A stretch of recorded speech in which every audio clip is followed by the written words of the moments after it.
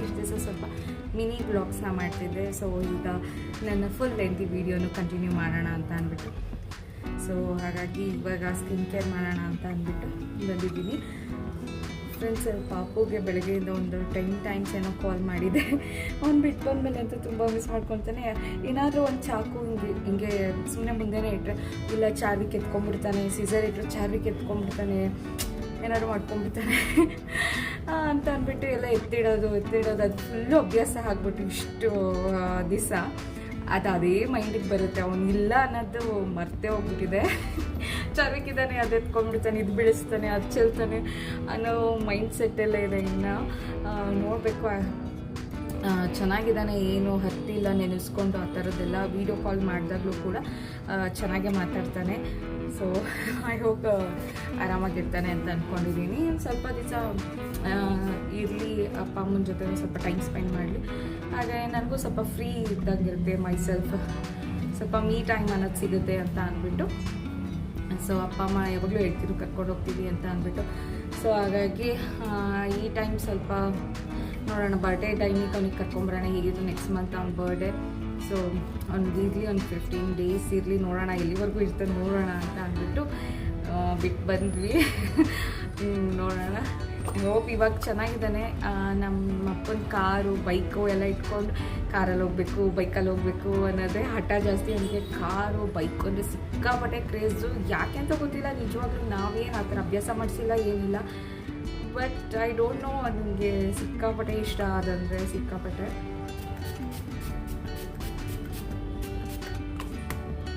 So ಈಗ toner apply ಮಾಡಿದ್ದೀನಿ, rice toner use ಮಾಡ್ತಾಯಿದ್ದೀನಿ ಇವಾಗಂತೂ.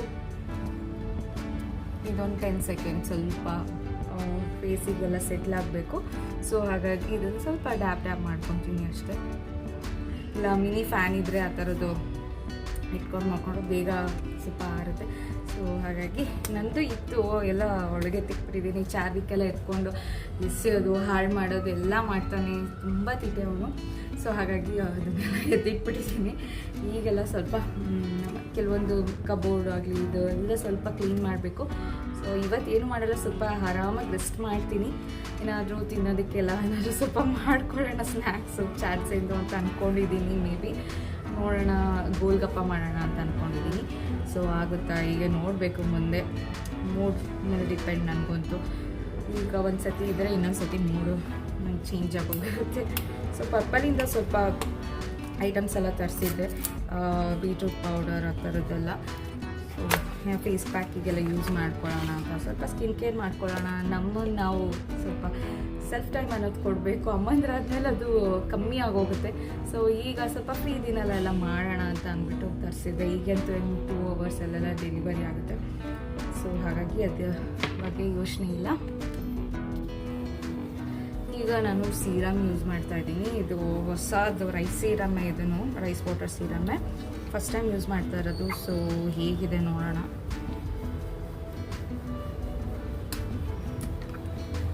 ಮಿನಿ ಪ್ಯಾಕ್ ತರಿಸಿದ್ದೀನಿ. ಸೊ ಹೇಗೆ ವರ್ಕ್ ಆಗುತ್ತೆ ಅಂತ ಅದ್ರ ಮೇಲೆ ನೋಡೋಣ. ಆಮೇಲೆ ಸ್ವಲ್ಪ ದೊಡ್ಡ ತರಿಸಿದ್ರೆ ಆಗುತ್ತೆ, ಟೋಟಲ್ ಸ್ವಲ್ಪ ಜಾಸ್ತಿ ಆಗುತ್ತೆ.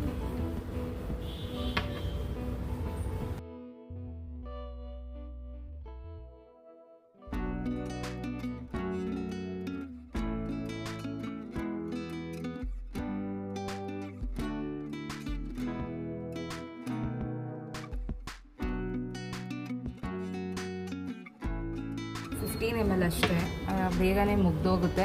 ಸೊ ನೋಡೋಣ ಹೇಗೆ ವರ್ಕ್ ಆಗುತ್ತೆ, ಸ್ಕಿನ್ ಮೇಲೆ ಗ್ಲೋ ಬರುತ್ತಾ, ಟ್ಯಾನ್ ಎಲ್ಲ ಕಮ್ಮಿ ಆಗುತ್ತಾ, ಚೆಕ್ ಮಾಡೋಣ.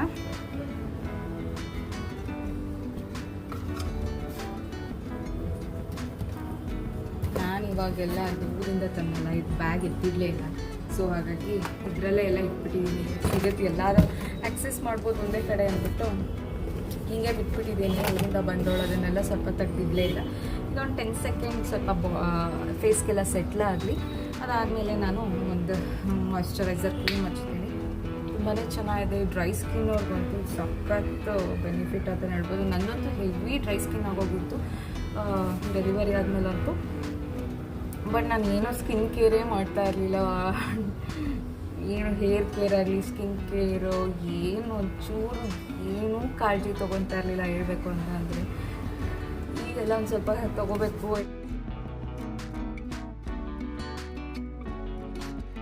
ನನಗೆ ಸ್ಕಿನ್ ಕೇರ್ ಮುಗೀತು. ಸೊ ಬನ್ನಿ ಇವಾಗ ಕಿಚನಲ್ಲಿ ಕೆಲಸ. ಸೊ ನನ್ನ ಸ್ಕಿನ್ ಈ ಥರ ಕಾಣಿಸ್ತಿದೆ. ಈಗ ಸ್ವಲ್ಪ ಎಲ್ಲ ಮಾರ್ಕ್ಸ್ ಎಲ್ಲ ಹೋಗಿದೆ. ಸೊ ಇದು ಅನ್ಫಿಲ್ಟರ್ಡ್, ಏನು ಫಿಲ್ಟರ್ಡ್ ಇಲ್ಲ. ಪಾತ್ರೆ ಎಲ್ಲ ಹಂಗೆ ತೊಳ್ದಂಗೆ ಇಟ್ಟಿದ್ದು. ಸೊ ಇವಾಗೆಲ್ಲ ಜೋಡಿಸ್ಕೊತಾ ಇದ್ದೀನಿ. ಎಲ್ಲ ಇವಾಗ ಎತ್ಕೊಂಡೆಲ್ಲ ಜೋಡಿಸ್ತಾ ಇದ್ದೀನಿ. ಹಾಗೆ ಇಲ್ಲಿ ಕಡಲೆಕಾಯಿ ಬೇಯಿಸಿದ್ದೆ, ಊರಿಂದ ತಂದಿದ್ದು. ಸ್ವಲ್ಪ ಬೇಯಿಸಿದ್ದೀನಿ ಅಷ್ಟೇ.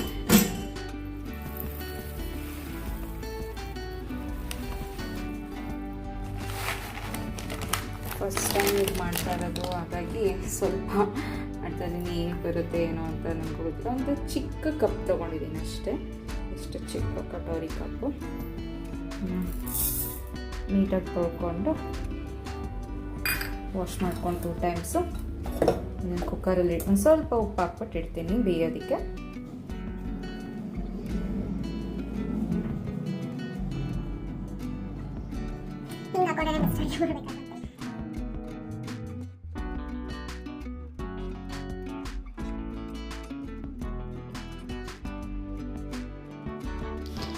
ಬಾರ್ಲಿ ಅಕ್ಕಿನ ತುಂಬ ಚೆನ್ನಾಗಿ ಒಂದು 2 ಟೈಮ್ಸ್ ಚೆನ್ನಾಗಿ ತೊಳೆದಾದಮೇಲೆ ಇದು ಮುಳುಗೋಷ್ಟು ನೀರು ಫಸ್ಟು ನಾನು ಒಂದು 2 ಲೋಟ ಹಾಕ್ಕೊಟ್ಟಿದ್ದೆ ಅಷ್ಟೇ. ಒಂದು ಚಿಕ್ಕ ಕಪ್ಪಲ್ಲಿ 2 ಲೋಟದಷ್ಟು ಹಾಕ್ಕೊಂಡಿದ್ದೆ ಅಷ್ಟೇ. ಬಟ್ ಅದಾದಮೇಲೆ ಅದು ಒಂದು 3-4 ವಿಷಲ್ ನಾನು ಕೂಗಿಸ್ಕೊಂಡಿದ್ದೆ, ಬೇಯ್ಬೋದೇನೋ ಅಷ್ಟರಲ್ಲಿ ಅಂತ ಅಂದ್ಬಿಟ್ಟು. ಆದರೆ ಅದು ಬೆಂದೇ ಇರಲಿಲ್ಲ. ಅದಾದಮೇಲೆ ಮತ್ತೆ ಇನ್ನೊಂದು ಲೋಟ ನೀರು ಹಾಕಿ ಒಂದು 20 ವಿಷಲ್ಸ್ ಮೇಲೆ ಕೂಗಿಸಿದ್ದು. ಅಲ್ಲಿವರೆಗೂ ಅದು ಆಗೇ ಇರಲಿಲ್ಲ. ಸೊ ಹಾಗಾಗಿ ಚೆನ್ನಾಗಿ ಕೂಗಿಸ್ಕೊಬೇಕು ಮಾತ್ರ. ಇಲ್ಲ ನೈಟ್ ನೆನೆ ಹಾಕಿದ್ರೆ ಬೇಗ ಆಗ್ಬೋದೇನೋ ಅಂತ ನನಗೆ ಅನ್ಸುತ್ತೆ. ನಾನು ಫಸ್ಟ್ ಟೈಮ್ ಮಾಡಿದ್ರಿಂದ ಸೊ ಈಗ ಗೊತ್ತಾಯಿತು ಯಾವ ಥರ ಮಾಡ್ಬೋದು ಅಂತ. ಹಾಗೆ ನೈಟಿಗೆ ಡಿನ್ನರ್ಗೆ ನಾನು ಹಾಗಲಕಾಯಿ ಪಲ್ಯ ಮತ್ತು ರೊಟ್ಟಿ ಮಾಡೋಣ ಅಂತ ಮಾಡ್ತಾಯಿದ್ದೀನಿ. ಗೋಧಿ ರೊಟ್ಟಿ ಎಲ್ಲ ಹಚ್ಕೊತಾ ಇದ್ದೀನಿ. ಏನಂತಾರೆ ಹಾಗಲಕಾಯಿನ.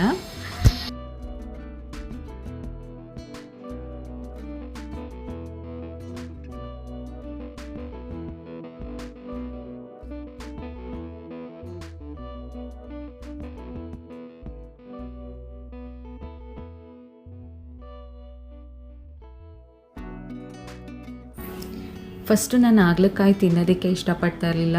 ಬಟ್ ನಮ್ಮ ಮನೆಯವ್ರಿಗೆ ಇವಾಗ ಇಷ್ಟ. ಅವ್ರಿಗೆ ಮಾಡ್ಕೊಡೋದ್ರಿಂದ ನಾನು ಸ್ವಲ್ಪ ಇವಾಗ ತಿನ್ನೋದನ್ನು ಅಭ್ಯಾಸ ಮಾಡ್ಕೊಂಡಿದ್ದೀನಿ. ಸೊ ಹೆಲ್ತ್ಗೂ ಒಳ್ಳೆಯದ್ರಿಂದ ನಾನು ಇವಾಗ ಅಭ್ಯಾಸ ಮಾಡ್ಕೊಂಡಿದ್ದೀನಿ. ಇವಾಗ ನಾನು ಮಾಡ್ತೀನಲ್ಲ, ಇವಾಗ ಅದು ಕಹಿನೇ ಇರಲ್ಲ ಅಷ್ಟು ಒಂದು ಸ್ವಲ್ಪ ಚೆನ್ನಾಗಿ ಮಾಡೋದು ಕಲ್ತ್ಬಿಟ್ಟಿದ್ದೀನಿ. ಈ ಅಡುಗೆ ಮಾತ್ರ ನಾನೊತ್ತು ಹಾಗಲಕಾಯಿ ಪಲ್ಯ.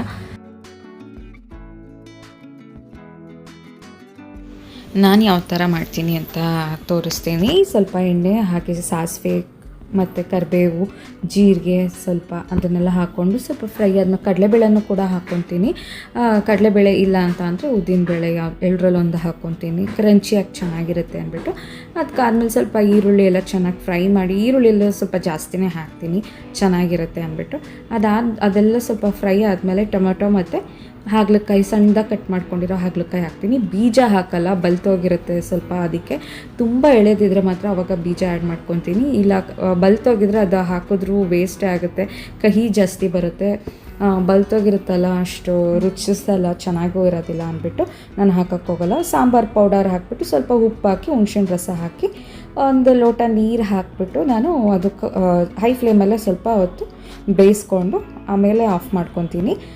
ಸೊ ಇಲ್ಲಿ ರೊಟ್ಟಿ ಹಾಕ್ಕೊತಾ ಇದ್ದೀನಿ. ಅದೆಲ್ಲ ಆದಮೇಲೆ ನೋಡಿ, ವೀಡಿಯೋ ಮಾಡಬೇಕಾದ್ರೆ ರೊಟ್ಟಿಗಳು ಚೆನ್ನಾಗಿ ಬರಲ್ಲ. ಅದೇ ವೀಡಿಯೋ ಏನಾದರೂ ಮಾಡಲ್ಲ ಅಥವಾ ಬೇರೆಯವ್ರಿಗೇನಿಲ್ಲ, ನಮಗೆ ನಾವು ಹಾಕ್ಕೊತೀವಿ ಅಂತ ಅಂದಾಗ ರೊಟ್ಟಿಗಳಾಗಲಿ ದೋಸೆ ಆಗಲಿ ತುಂಬ ಚೆನ್ನಾಗಿ ಬರುತ್ತೆ. ನಿಮಗೂ ಈ ಥರ ಅನುಭವ ಆಗಿದೆಯಾ? ನನಗಂತೂ ಈ ಥರ ತುಂಬ ಸತಿ ಆಗಿಬಿಟ್ಟಿದೆ. ಹಾಗೆ ನೋಡಿ, ಇದು ಗಂಜಿ ಮತ್ತು ಇದು ಸಪ್ರೇಟಾಗಿ ಬಸ್ತಿಟ್ಟಿದ್ದೆ. ಎಷ್ಟು ಸತಿ ವಿಷಲ್ ಹೊಡ್ಸಿರೋದು ಗೊತ್ತಾ? ಇನ್ಮೇಲೆ ಅದು ನೆನೆಸ್ಬಿಟ್ಟು ಆಮೇಲೆ ಬೇಯಿಸಿದ್ರೆ ತುಂಬ ಒಳ್ಳೆಯದು ಅಂತ ಅನ್ನಿಸ್ತು. ಸೊ ಇದಕ್ಕೊಂದು ಮೊಸರು ಒಗ್ಗರಣೆಗೆ ಅಂತ ಅಂದ್ಬಿಟ್ಟು ಹಸಿಮೆಣ್ಸಿನ್ಕಾಯಿ ಪೇಸ್ಟ್, ಸ್ವಲ್ಪ ಸಾಸಿವೆ, ಜೀರಿಗೆ, ಕರಿಬೇವನ್ನ ಒಗ್ಗರಣೆ ಹಾಕ್ಕೊಂಡಿದ್ದೀನಿ. ಇದು ಸ್ವಲ್ಪ ಆರಬೇಕು. ಅದಾದಮೇಲೆ ಮೊಸರಿಗೆ ಮಿಕ್ಸ್ ಮಾಡೋಣ. ಸ್ವಲ್ಪ ಒಂದು ಮಿಕ್ಸಿನಲ್ಲಿ ರುಬ್ಕೋಬೇಕು ಒಂದಷ್ಟು, ಸ್ವಲ್ಪ ಒಂದು ರೌಂಡಷ್ಟು. ಇಲ್ಲಾಂದರೆ ಹಿಂಗೆ ತಿನ್ನೋಕ್ಕಾಗಲ್ಲ ಅಷ್ಟು ಸರಿಯಾಗಿದ್ದು. ಅದಕ್ಕೋಸ್ಕರ ತುಂಬಾ ಟೇಸ್ಟಿಯಾಗಿ ಬಂದಿತ್ತು ಮಾತ್ರ ಚೆನ್ನಾಗಿ. ಇದನ್ನು ಫ್ಯಾನ್ ಕೆಳಗಡೆ ಇಡ್ತೀನಿ. ಇದನ್ನು ಮಿಕ್ಸ್ ಮಾಡಾದ್ಮೇಲೆ ಆ ಗಂಜಿ ಜೊತೆಗೇ ಮಿಕ್ಸ್ ಮಾಡಿ ಅದ್ರ ಜೊತೆಗೆ ಮೊಸರು ಮತ್ತು ಸ್ವಲ್ಪ ಉಪ್ಪು ಹಾಗೆ ಒಗ್ಗರಣೆ ಏನು ಮಾಡ್ಕೊಂಡಿದ್ದೀವಿ ಅದನ್ನು ಹಾಕ್ಕೊಂಡು ಮಿಕ್ಸ್ ಮಾಡ್ಕೊತೀನಿ. ನೋಡಿ ಈ ಕನ್ಸಿಸ್ಟೆನ್ಸಿಗೆ ಮಾಡ್ಕೊಂಡಿದ್ದೀನಿ ನಾನು. ತುಂಬಾ ಚೆನ್ನಾಗಿತ್ತು. ರಿಯಲ್ ಮೊಸರನ್ನೂ ಮತ್ತು ಇದೂ ಏನೂ ಡಿಫ್ರೆನ್ಸೇ ಅನಿಸಲ್ಲ. ಆ್ಯಕ್ಚುಲಿ ಇನ್ನು ಇದು ತುಂಬ ಇನ್ನೂ ಟೇಸ್ಟಿಯಾಗಿತ್ತು ಅಂತಲೇ ಹೇಳ್ಬೋದು. ಸೊ ರೊಟ್ಟಿಗಳೆಲ್ಲ ಮಾಡಿಟ್ಟಿದ್ದೀನಿ. ಕಡಲೆಕಾಯಿ ಬಂದವ್ರಿಗೆ ಹಾಕ್ಕೊಡ್ಬೋದು. ಇನ್ನು ಯಾರೂ ಬಂದಿಲ್ಲ ಮನೆಗೆ ಕೆಲಸ ಮುಗಿಸ್ಕೊಂಡು. ಸೊ ಪಲ್ಯ ಎಲ್ಲ ರೆಡಿಯಾಗಿದೆ. ಇವಾಗ ಫಸ್ಟ್ ನಾನೇ ತಿಂತೀನಿ, ಟೈಮು ಕೂಡ ಆಗಿದೆ ಅಂತ ಅಂದ್ಬಿಟ್ಟು ಇದೆಲ್ಲ ನೀಟಾಗಿ ಕಲಿಸ್ಬಿಟ್ಟು ಬೇಕಾದ್ರೆ ಕೊತ್ತಂಬರಿ ಸೊಪ್ಪು ಹಾಕ್ಕೋಬೋದು. ನಾನು ಹಾಕೋದನ್ನು ಮಾಡ್ತಿದ್ದೀನಿ. ಸೊ ಇವಾಗ ನಾನು ಫಸ್ಟ್ ಹಾಕ್ಕೊಂಡು ಊಟ ಮಾಡ್ತಾಯಿದ್ದೀನಿ. So see you on next vlog ಸ್ನೇಹಿತರೆ. ಪ್ಲೀಸ್ ಸಬ್ಸ್ಕ್ರೈಬ್ ಮಾಡಿ ಹಾಗೆ ಲೈಕ್ ಮಾಡಿ. Thank you for